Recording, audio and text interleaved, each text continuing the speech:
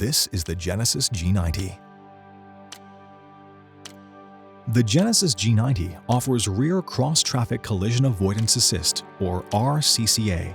RCCA is designed to help detect vehicles approaching from the left and right side while your vehicle is reversing. If this system determines that a collision is imminent, it can warn the driver with visual warning messages and an audible warning. Also, braking is assisted to help prevent collision.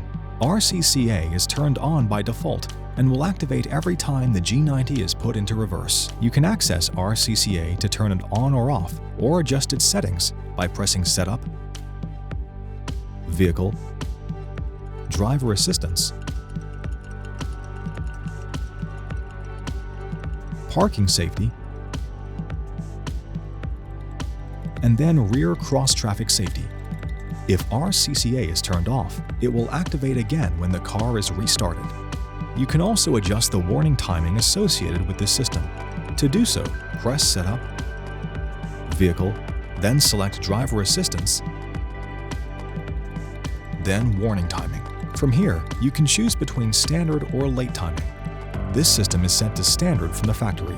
To adjust the warning volume associated with this feature, press Setup, then Vehicle, Driver Assistance,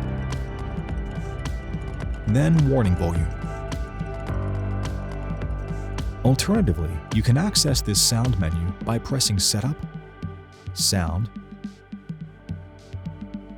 and then Driver Assistance. Here you can adjust the warning volume to high, medium, low, or off.